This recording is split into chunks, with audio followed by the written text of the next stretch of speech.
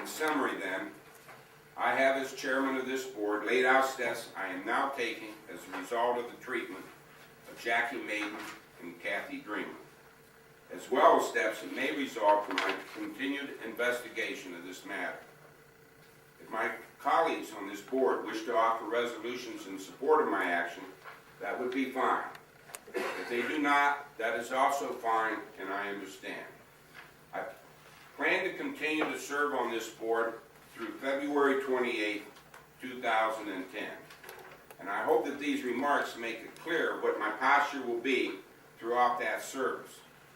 The workers of this board deserve no less, and the public deserves to know that the big shots, the lawyers, and the spatial political interests are not going to grind up the people who are doing the public's work at this board. I thank you very much for your indulgence in this matter, and I will now move to the agenda. Mr. Chairman, I'd like to speak, and that is this, what I'd like to say is this. I have not seen, thank you. I have not seen this material until after I sat down this morning. I saw the booklets, the notebooks being passed out. To make reference throughout the report as the chairman of the Cuyahoga County Board of Elections, I say to you, Mr. Chairman, that in the fact that this was never given to us, we have never approved this, Mr. Chairman, you cannot speak for the Cuyahoga County Board of Elections. This may be a personal matter, and if that's the case, you're entitled to your own feelings on this. But before this could become an action of the Cuyahoga County Board of Elections, a vote would need to be taken here, and I, for one, would vote against it. So we need to clarify this, that this, unless you can take a vote now for this, you can only speak for yourself personally, not for the Board of Elections. I'm speaking for myself personally as the chairman of the board of the elections, and I have said that I would appreciate any support. I feel very strongly about this. Somebody has to take care of the employees at this board and the abuse that I think that they've been subjected to by criminal prosecution. Mr. Chairman. Mr. Coates. Like a point of personal privilege, I agree with my colleague, Mr. Soggs, and I'm going one step further. Although it was my intention to continue to serve as a member of the Cuyahoga County Board of Elections so that I could complete my efforts to restore confidence in the board and the election process, these events that you just witnessed and the events of the past 24 hours have made it clear to me that that effort can only be completed with new leadership on the board. Therefore, it is my intention to tender my resignation at the end of today's meeting. It is my desire to focus my energies today on the business of providing the staff with the support and resources they need for the May election. I may have more to say at the end of today's meeting. Thank you, Mr. Coates. Mr. Chairman, first of all, I first saw this here this morning also, and these were things that I wish that we as a board could have discussed. And, maybe for personal reasons you didn't show this to me, but I do see that there's many things here, and this investigation needs to happen. I will remain on this board, and I have an election to do. For the record, this whole thing is not making me happy, everyone. It's been a mess. But Friday, when I left this agency, I felt like everything was on the right track. I talked to Jane Platten, I talked to all the managers, and I thought, wow, this is great, we're right on our way, and then this all happened. But this all needs to be resolved really quickly, Mr. Chairman. And I mean, we have an obligation to the voters, and that's it. But I do Our not. first obligation is to the voters To the of this voters, county. and that's what Conduct fair and impartial elections.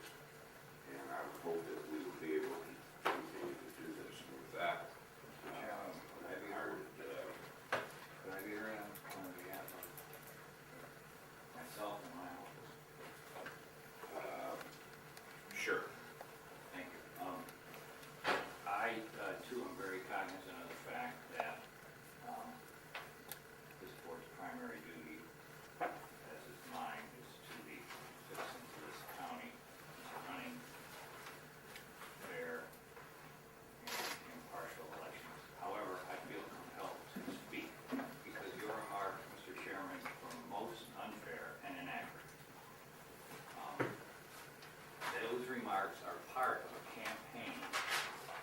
disinformation is being waged by defense counsel for Ms. Maiden and Ms. Dreamer, and by you, Mr. Chairman.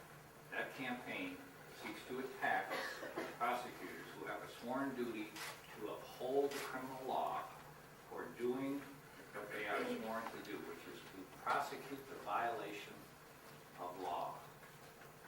The violation that happened in the 2004 presidential recount was the intentional rigging of a recount. That's what happened. That's what the testimony at the trial showed. And that's what a jury of 12 people who were fully informed of the facts determined. Somehow, it has now become a tactic. It was a tactic of the criminal defense lawyers at the trial, and it has now become a tactic of you, Mr. Chairman, unfortunately, to blame the lawyer that sat in this chair during the 2004 presidential election recount. First of all, that person's name is Reno Ordini. He works for me. But there was another person there. Her name was Kathleen Barton.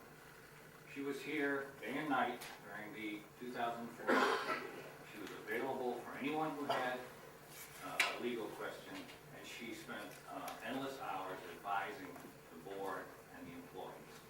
Now, how do you conduct a recount under Ohio law?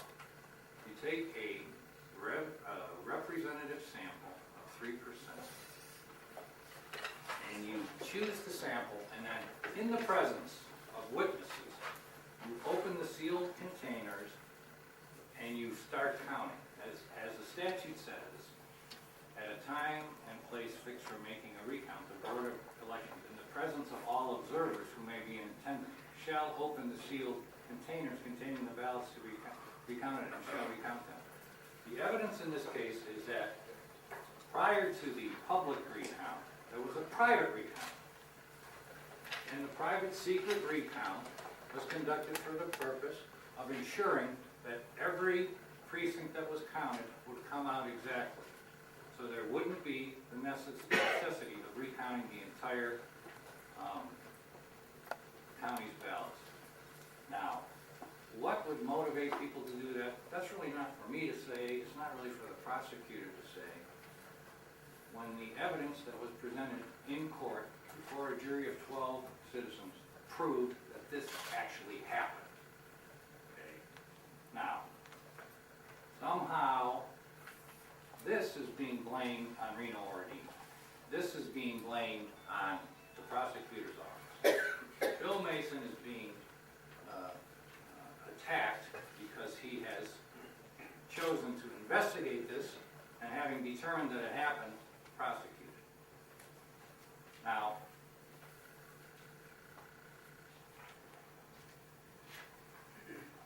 the original argument that was made by the criminal defense attorneys was that Ms. Maiden and Ms. Dreamer acted on advice of counsel. Well, when there was no evidence to indicate that that has happened, we are now have switched to a new argument.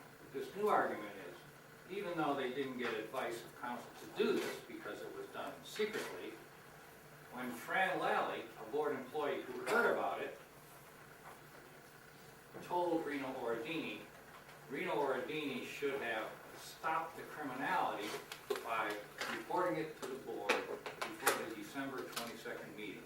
That's the meeting at which the recount was certified.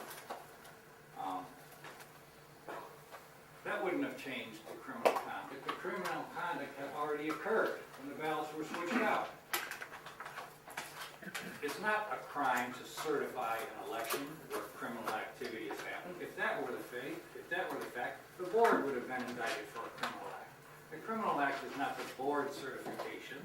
The criminal act is the fact that in the dark of night, they switched out the ballots intentionally with the express purpose of not having to recount all the ballots.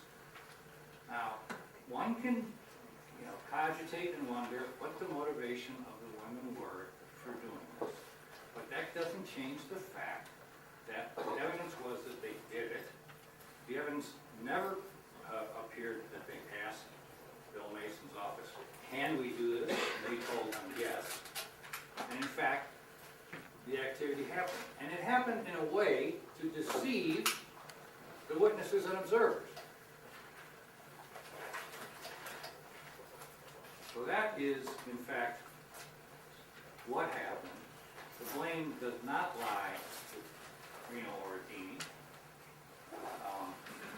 On the 22nd, I believe the evidence shows that Fran Lally did tell the board about irregularities occurring prior to the recount. There was some discussion of the fact, and the board proceeded to certify the election.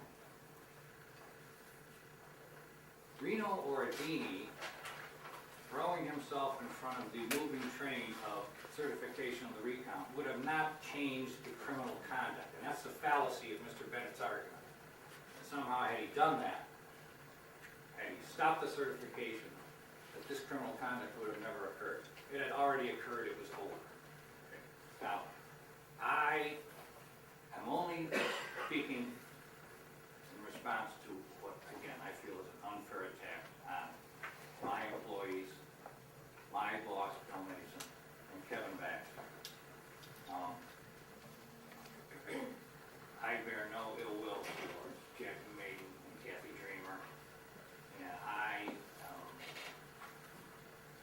only am speaking to stand up for the integrity and the honor of our office.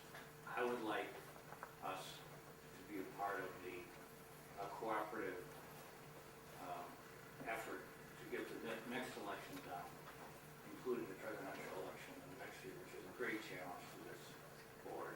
And I pledge that we will do that. I only wish that we would stick to the reality of what happened and not to the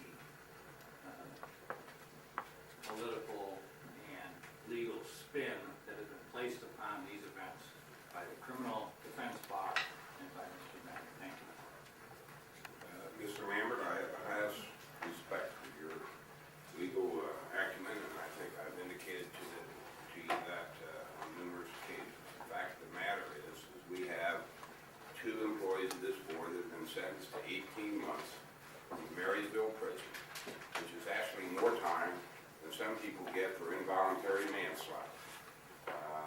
I think that could have been prevented if your office, and I'll say it again, if Mr. Ordini would have cautioned this board that there was something wrong with the procedures on the recount, and we could have stopped the certification of that recount and gone back and made sure that it was done correctly. I have no problem with the facts that were presented to the jury and what the jury found.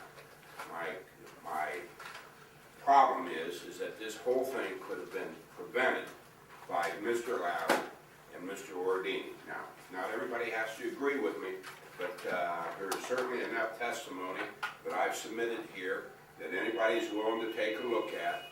And if they take a look at that testimony, I think that they'll find that it's pretty clear on there as to the timeline of when these things were discovered. As to whether a crime was committed or not, or that the ballots were switched out, there's not a board member here that ever heard any charges of that nature until they were presented by the prosecutor at trial. So with that, I'd like to do the agenda. The next item on the board's agenda is the approval of the board minutes of the meeting of February the 5th, February 27th, and February 28th. They were circulated to the board members'